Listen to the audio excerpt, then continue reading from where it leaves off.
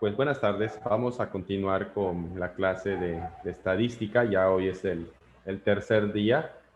Yo esperaría el día de hoy poder terminar con la teoría que me hacía falta para completar el temario de estadística y ya los siguientes días, jueves y viernes, a lo mejor trabajar en la parte práctica, empezar a hacer ejercicios o contestar preguntas como las que pudieran venir el día del examen. Ayer habíamos empezado a hablar de las distribuciones de probabilidad y vimos el caso particular de la distribución binomial. Esto lo empecé a comentar ayer, les dije cuáles eran las condiciones y las características para que dado un problema consideremos la distribución binomial como un camino para responder. Básicamente resaltaría dos propiedades, dos características. La primera es que deberían de ser experimentos que sean repetitivos, que sea un experimento que tú vayas a hacer varias veces, no una o dos o tres veces nada más. Esa sería una primera condición.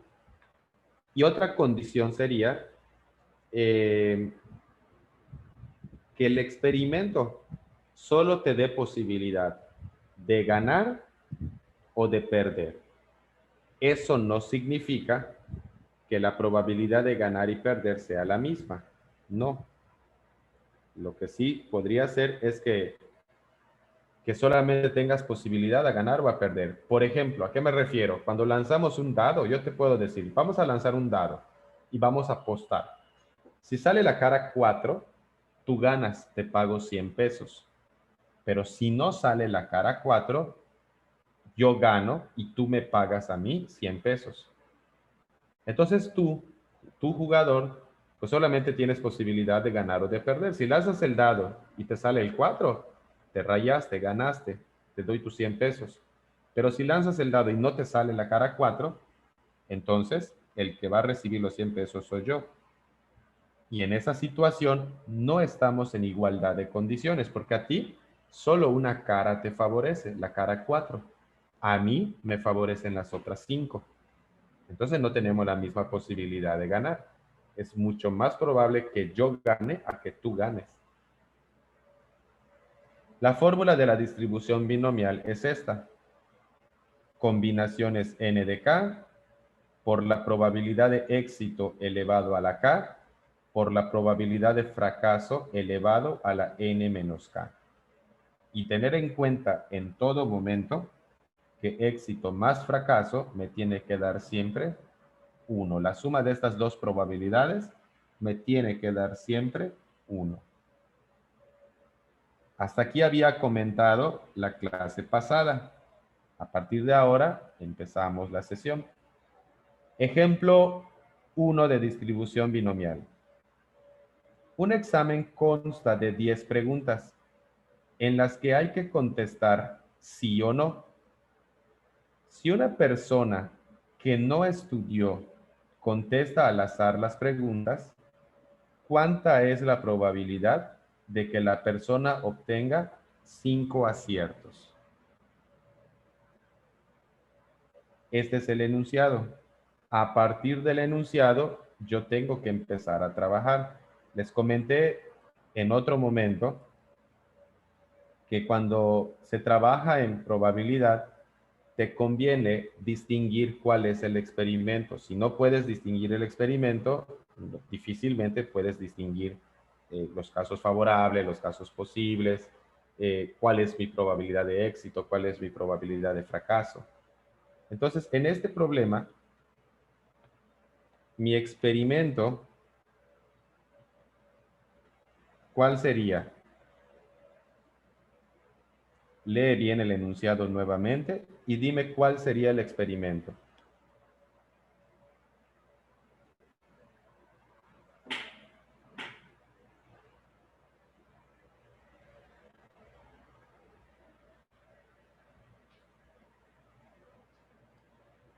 Byron me sugiere en el chat contestar al azar. Sí, un poco escueta tu respuesta, pero sí. El experimento podría ser contestar al azar una pregunta del examen. Este sería mi experimento. Contestar al azar una pregunta del examen. ¿Qué sería para mí el éxito? Pues el éxito sería contestar bien, porque yo estoy buscando la probabilidad de que la persona tenga aciertos, no errores. Entonces mi éxito sería contestar acertadamente.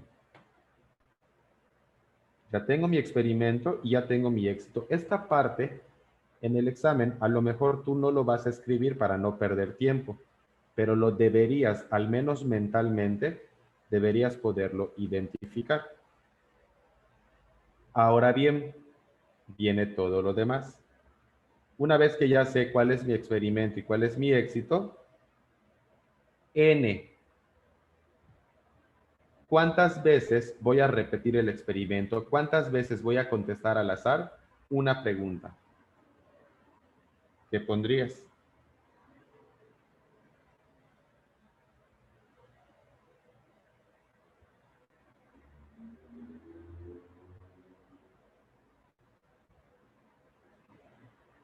Osvaldo me dice 10. Pues sí, es un examen de 10 preguntas. Tú vas a contestar todo el examen, pues vas a contestar 10 preguntas. Entonces, si el experimento era contestar al azar una pregunta, ¿cuántas veces se repite el experimento? Se repite 10. ¿Cuál sería tu probabilidad de éxito? ¿Cuál es la probabilidad de que esta persona conteste acertadamente? Ten en cuenta que es un examen dicotómico. O contestas sí o contestas no. ¿Cuál sería la probabilidad de que la persona acierte?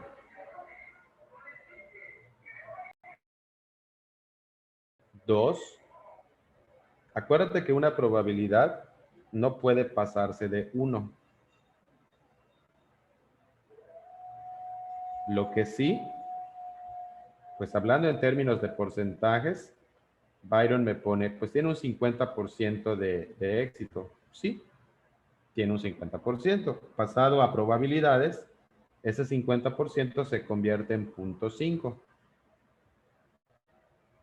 Como la pregunta que te van a hacer solo tiene dos posibles respuestas, sí o no. Cuando tú elijas una respuesta vas a tener 50% de acierto y 50% de fracaso.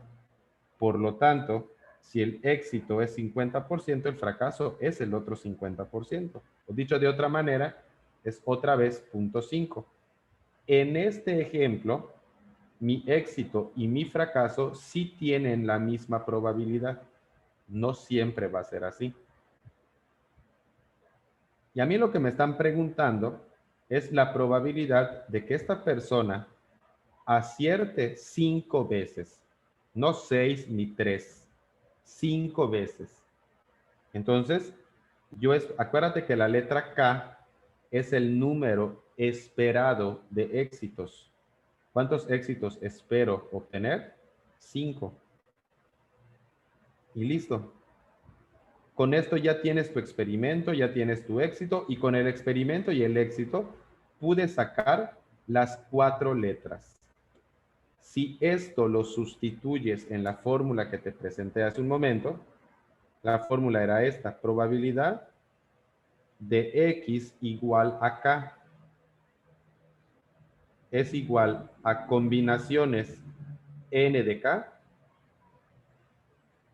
por probabilidad de éxito elevado a la K por la probabilidad de fracaso elevado a la N.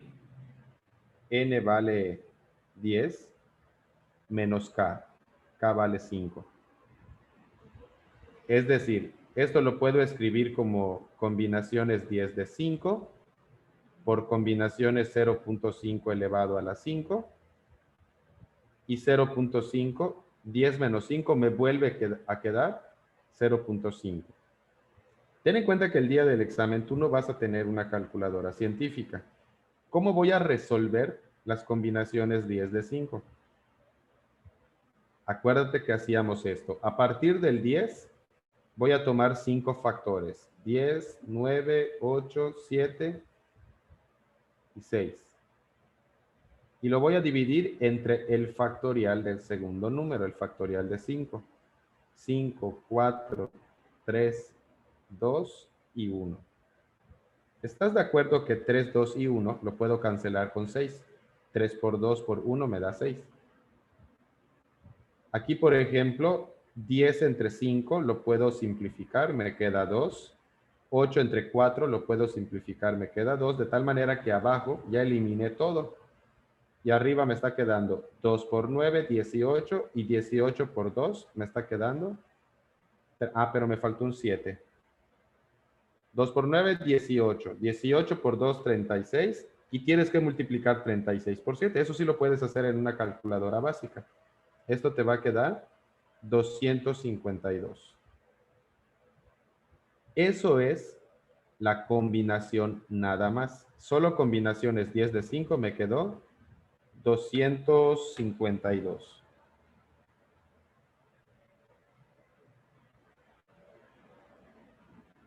Luego, 0.5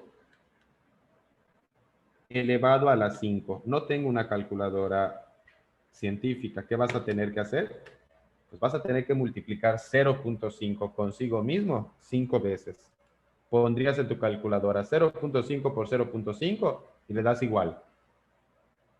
Luego por 0.5 y le das igual. Luego por 0.5 y le das igual. Cuando lo termines, te habrá quedado 0.03125. Y el tercer número, pues es igual al segundo, porque quedaron los mismos valores. Así que me quedaría 0.03125. Me va a quedar entonces 252 por 0.0325 por 0.0325. Y esto me quedaría como resultado 0.266. Es una respuesta aproximada, no es exacta. Si no apareciera en decimales, esto lo vas a tener que pasar a porcentajes. Pasado a porcentajes, por ejemplo, estaría como 26.6%. Un examen consta de 10 preguntas en las que solamente puedo contestar sí o no. Si la persona contestó al azar las 10 preguntas, ¿cuál es la probabilidad de que tenga 5 aciertos? Es muy baja. Es 0.26, 0.266 o 26.6% de probabilidad nada más. Y si el examen tuviera 112 preguntas y lo contestas al azar, esta probabilidad va a bajar.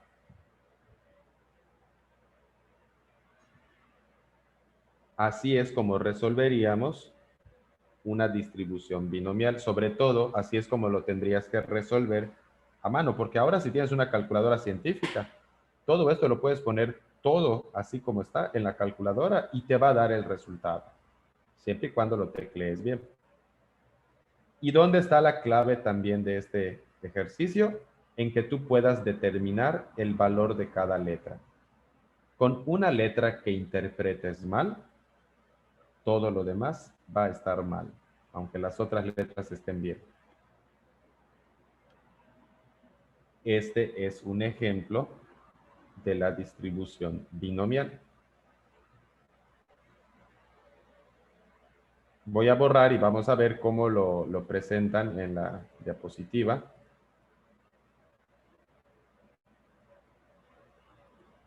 N vale 10, K vale 5, P y Q valen 0.5, era lo que habíamos nosotros calculado.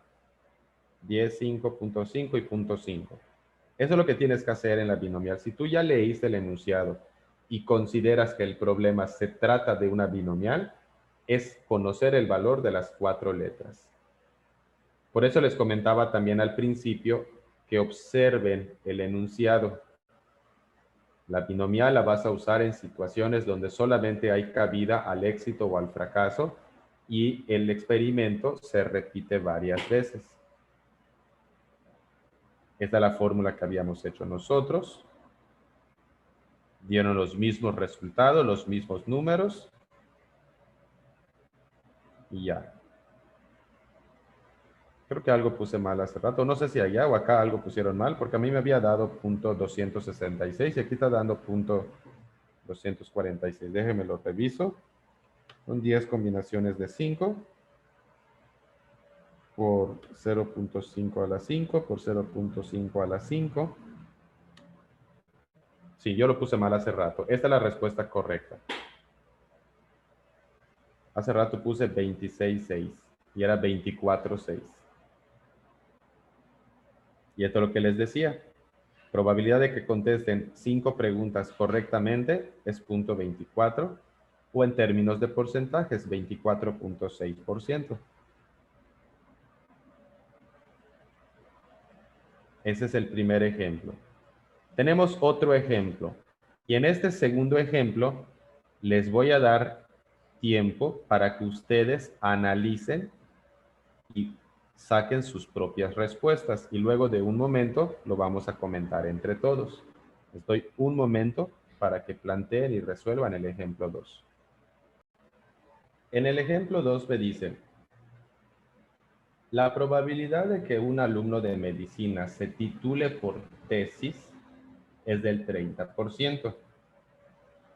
Determina la probabilidad de que en un grupo de 15 estudiantes, 4 se titulen por tesis.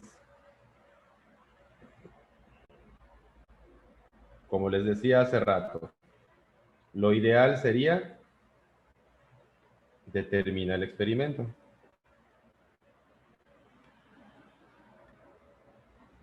¿Qué es el experimento aquí?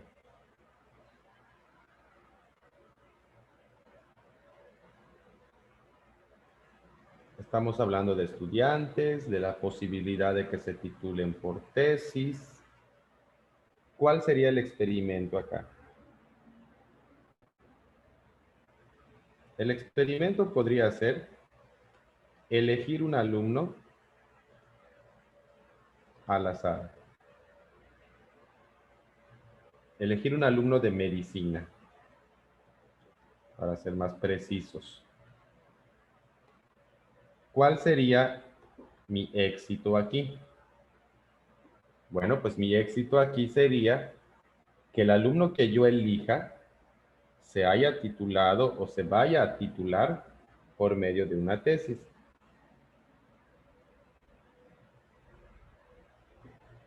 Vamos a ponerlo así, elegir un alumno que se titule por tesis.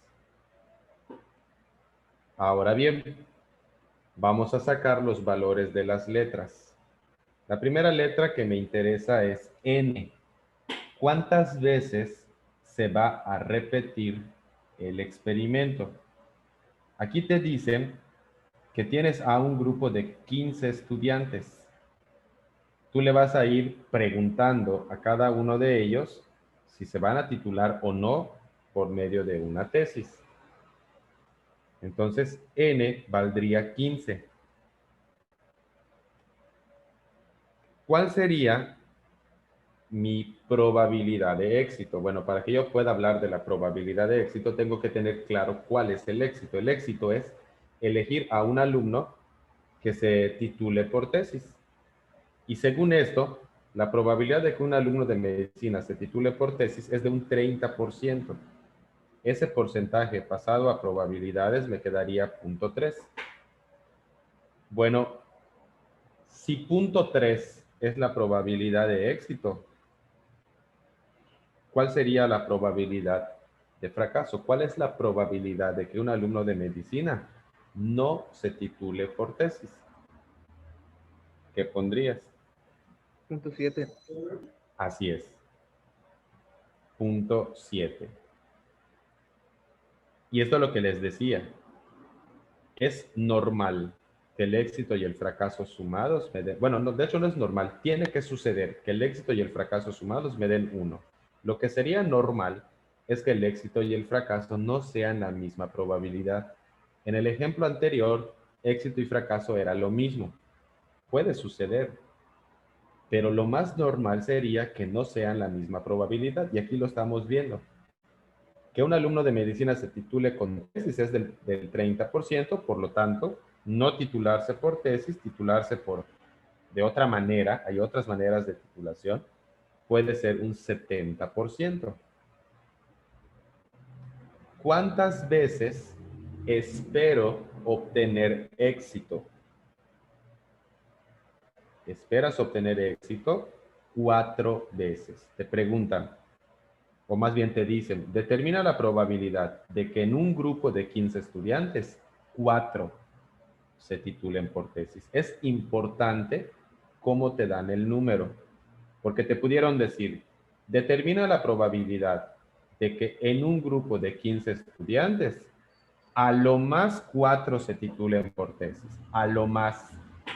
O sea que ahí, en esa situación, K podría ser 0, podría ser 1, podría ser 2, podría ser 3 o podría ser 4. O sea, si me hubieran dicho que a lo más 4 se titulen por tesis, tendrías que calcular la probabilidad cuando K vale 0, cuando K vale 1, cuando K vale 2, cuando K vale 3, cuando K vale 4. Tendrías que aplicar 5 veces la fórmula y después sumarlas todas.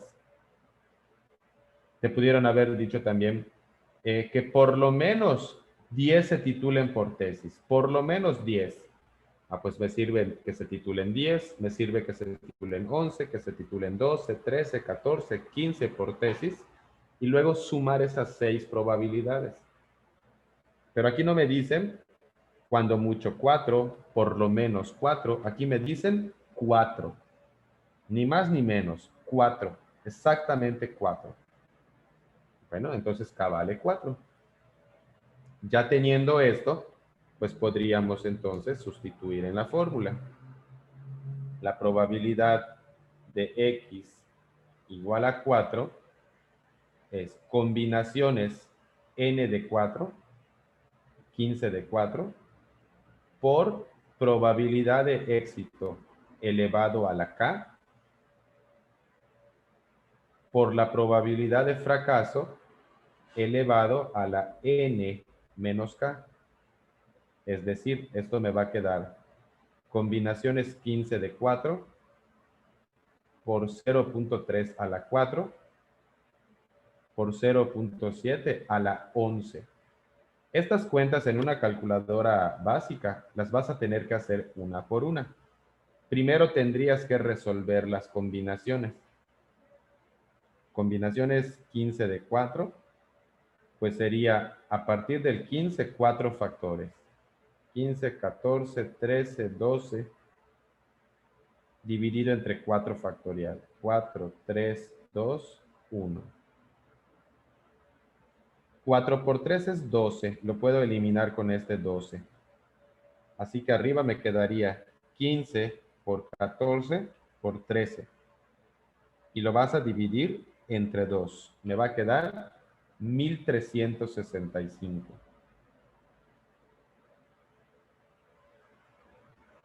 Ya que tengo el valor de la combinación, elevas 0.3 a la 4, luego elevas 0.7 a la 11. Combinación 15 de 4 es 1365. Punto 3 por punto 3 por punto 3 por punto 3 me va a quedar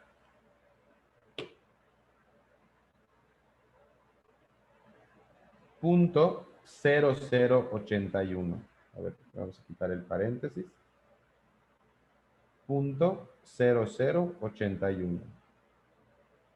Y 0.7 elevado a la 11 me va a quedar seguramente un número bastante pequeño. Ah, ni tanto. Me quedó 0.019. Esos son los números. Una vez que ya calculaste cada uno, ahora los tienes que multiplicar. 0.019 por 0.0081 por 1365. Me va a quedar 0.218. O bien, si de casualidad apareciera en porcentajes, esto sería 21.8%. Esta sería la probabilidad de elegir a un alumno de medicina, no de elegir a uno, de elegir a 4 alumnos de medicina que se titulen por tesis de este grupo de 15 estudiantes.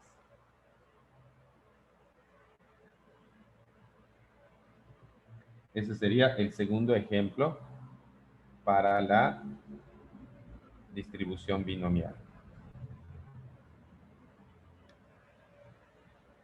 En sí la fórmula considero que no es complicada. La operación en sí no es complicada. Lo complicado para ustedes en un momento dado va a ser que como no vas a tener la calculadora científica contigo, vas a tener que calcular número por número y después multiplicarlos a todos ellos. Pero pues tampoco es algo que no se pueda hacer. ¿Te va a llevar tiempo? Sí te va a llevar tiempo, pero se puede hacer. Profe, ¿puede volver a repetir lo de las combinaciones? ¿Cómo lo resolví? Sí. A ver, vamos a escribirlas otra vez. Son combinaciones 15 de 4. Esto sería, a partir del 15, tomar 4 factores. 15, 14, 13 y 12. 1, 2, 3, 4. Y lo voy a dividir entre el factorial del segundo número, el factorial de 4. 4 por 3 por 2 por 1. Y entonces yo lo que hago es tratar de simplificar la cuenta. Aquí abajo, 4 por 3 es 12. Lo puedo eliminar con el 12 de arriba. Y entonces multipliqué 15 por 14 por 13. Y lo que me dio esta multiplicación, lo dividí entre este 2. Y eso ya me quedó los 1365. Así lo haríamos a mano, porque si tuvieras la calculadora científica contigo, pues lo pones en la calculadora científica tiene la tecla de las combinaciones. La pondrías directa y te daría la respuesta sin necesidad de hacer tú las cuentas. Pero pues en una calculadora básica, pues no puedes poner la combinación, no te lo va a dar. Profe, ¿Sí? y en el caso del 2 que está abajo, ¿lo puedo simplificar con el 14 para dejarlo como 7? Claro. Sí, no lo hice porque no sé si no les confundo más al hacerlo, pero sí lo pudiste hacer. En vez de 14, le saco mitad, a 2 le saco mitad, y ya estos unos ya no tienen caso considerarlos. Ya solo multiplicarías 15 por 7 por 13, y ya te va a dar directamente esto. Sí lo puedes hacer. Gracias, maestro. Pues nada. Bien, me dio 0.218, me imagino que eso debe de estar aquí.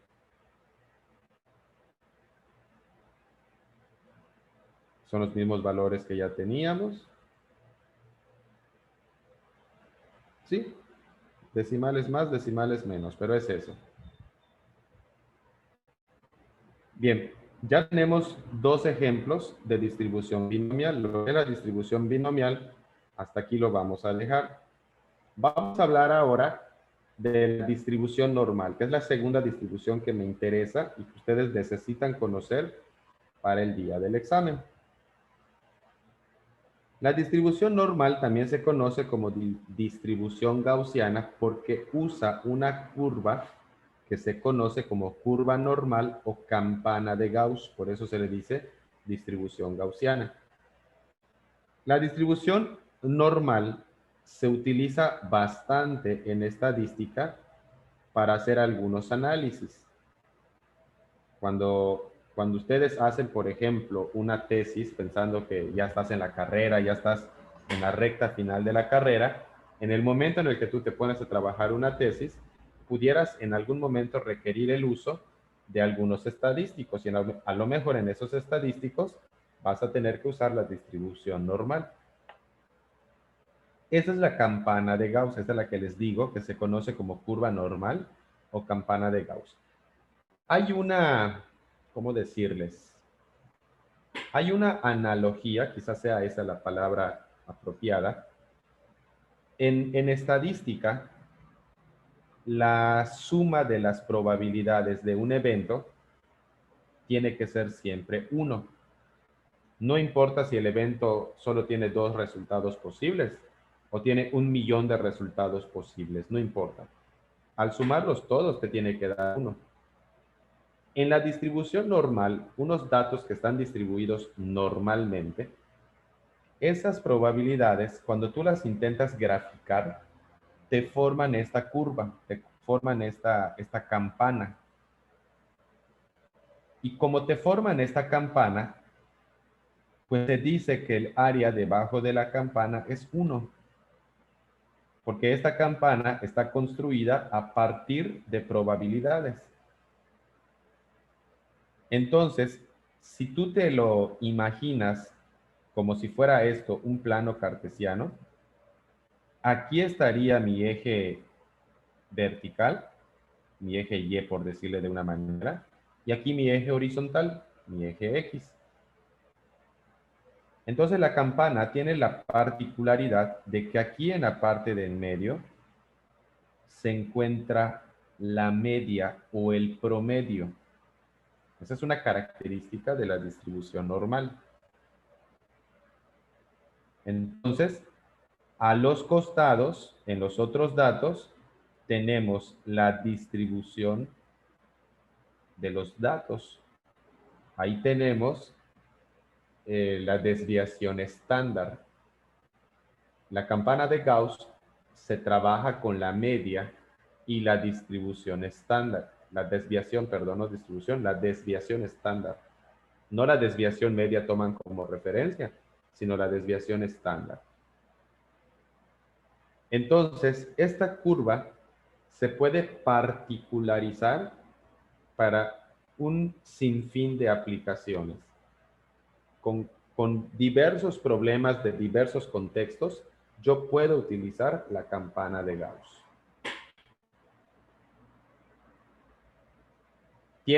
se me pasaba algo importante que tengo que mencionar, es que si el área debajo de la curva es 1 y la curva de la normal es simétrica, entonces tiene que suceder que el área antes de la media sea 0.5, toda esta área es 0.5, y toda el área que está después de la media también es 0.5. De tal manera que al sumar 0.5 con 0.5 me da una unidad de probabilidad.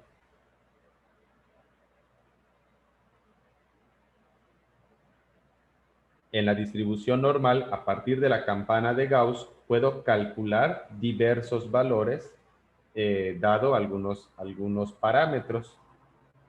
Cuando yo encuentro la región de una porción debajo de la campana, lo que en realidad estoy encontrando es una probabilidad. El área debajo de la curva es lo mismo que una probabilidad. Entonces, existe una tabla de valores con la cual tendríamos que trabajar, y la tabla es la siguiente. Esta es la tabla. Obviamente, el día del examen, si tú llegaras a necesitar esta tabla, en el examen te la tienen que proporcionar. Tú para nada te tienes que saber esta tabla de memoria. Imagínate tener que aprenderte todo esto de memoria. Lo que sí es importante es que tú puedas interpretar la tabla. Eso sí es relevante. En la distribución normal, cuando yo estoy buscando una probabilidad, se pueden utilizar datos que ya estén previamente estandarizados. Por ejemplo, que Z sea, no lo sé, te voy a inventar, 1.45. Ese es un resultado estándar, 1.45. ¿Cómo voy a saber en la campana de Gauss qué área le corresponde a 1.45? Bueno, aquí también estoy suponiendo que los datos se distribuyen normalmente. O sea, decir que se distribuyen normalmente es equivalente a decir que hay una campana de Gauss donde esto puede estar representado. Aquí, si está estandarizado, la media tiene que ser 0. Esta tabla solamente es válida si la media de los datos es 0 y la desviación estándar de los datos es 1. Solamente en estas condiciones puedo usar esta tabla. Entonces, si yo estaba buscando a 1.45, ponte que aquí está el 1, ponte que aquí está el 2, 1.45 está por acá. O sea, buscar la probabilidad de 1.45 sería buscar esta área. ¿Y cómo busco esta área? ¿Cómo sé cuál va a ser el área que le corresponde? Pues la tabla me va a ayudar. ¿Dónde está 1.45? Vas a buscar las dos primeras cifras en la columna. Busco 1.4 en la columna. Aquí está 1.4. Y la tercera cifra la vas a buscar en la fila. ¿Dónde está el 5 en la fila? Aquí está. Entonces, donde se intersecta la fila con la columna, ese sería mi resultado. Aquí se corta fila y columna. Entonces, este es el resultado que estoy buscando. ¿Cuál sería una probabilidad de una z, de un número que esté entre 0 y 1.45? Ah, bueno, esa probabilidad sería 0.42647. Ahí está. Esta sería mi respuesta. Esta sería mi probabilidad. Lo que yo busqué realmente es el área debajo de la curva. Pero el área debajo de la curva en esta parte tiene este valor. El valor más grande que le puedes asignar a la z sería el de 4.09.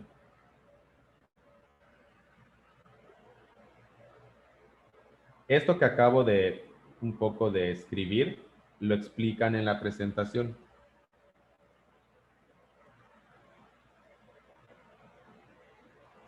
Aquí detalle importante. Yo les dije que para que la tabla la puedas utilizar, la media tiene que ser 0 y la desviación estándar tiene que ser 1. De otra manera, no puedes usar la tabla. Entonces, si a ti te dieran un problema de distribución normal y te dijeran que la media es 8 y la desviación estándar es 2, si ya me dijeron media 8 y desviación estándar 2, lo que vas a hacer es estandarizar los datos. Vas a colocar cada dato que te den, le vas a restar la media, este es otro símbolo para la media, y lo que te dé lo vas a dividir con la desviación estándar. Esas son las zetas. Las zetas son los resultados ya estandarizados. Repito, es el dato menos la media dividido entre la desviación estándar. Esta fórmula es básica en la distribución normal. Aquí tengo un ejemplo. En una ciudad se estima que la temperatura máxima se distribuye normalmente con media 23 y una desviación estándar de 5.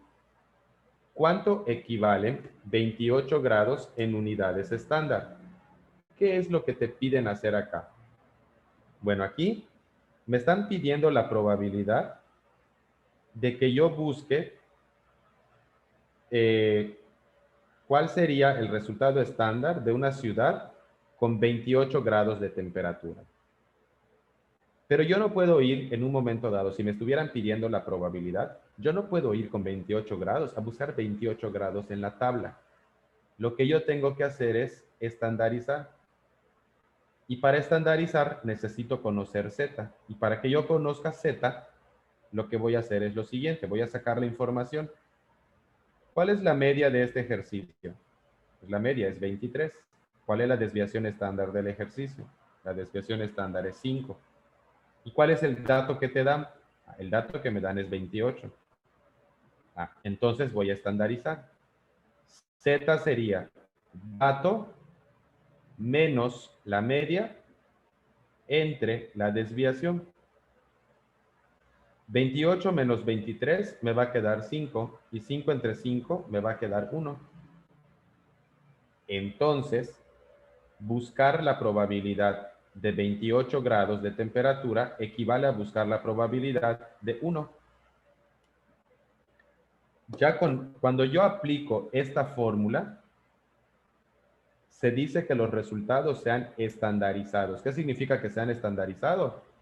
Que la media es 1 y que la desviación estándar, perdón, lo dije al revés. La media es 0 y la desviación estándar es 1. Cada vez que tú aplicas esta fórmula, automáticamente la media se hace 0 y la desviación estándar se hace 1. Entonces, ¿cuánto equivalen 28 grados en unidades estándar? Equivale a 1. Aquí lo vas a ver. La media es 23. Aquí está el 23. Me están preguntando, ¿cuál es la posibilidad de que la ciudad tenga 28 grados de temperatura en un X día? Aquí está la media y aquí está el resultado. Si me hubieran pedido no el resultado estándar, sino la probabilidad, yo tendría que contestar qué área hay aquí. Pero ¿estás de acuerdo que con 23 y 28 no puedo ir a la tabla? Por eso estandarizaron los resultados. Aplicas la fórmula y me queda que Z vale 1. Eso significa que esta curva normal la voy a modificar. Ya no va a tener media 23 y desviación cada 5 unidades, sino que ahora quedaría así. La media ya sería 0 y ahora la marca ya estaría en 1. Y el área entre 0 y 1, eso sí lo puedo buscar en la tabla que les mostré. Ese sería mi primer ejemplo de la distribución normal. Probablemente te estoy dejando con más dudas que con seguridades. Pero esta parte de campana de Gauss la vamos a retomar mañana. Yo pensé que hoy lo podíamos terminar, pero ya no me alcanzó el tiempo. Vamos a ver mañana, cuando empecemos la sesión, vamos a retomar el tema de distribución normal y cuando terminemos distribución normal mañana, empezamos unas actividades a manera de práctica. En resumen, hoy vimos la distribución binomial. Alcanzamos a ver la distribución binomial, la terminamos y empezamos a poner nuestros primeros pasos en la distribución normal. Ya mañana terminamos con distribución normal y continuamos con las actividades. De mi parte, por hoy, señoritos, sería todo. Que tengan buenas tardes. Gracias, maestro. Muchas gracias, maestro. Nos vemos.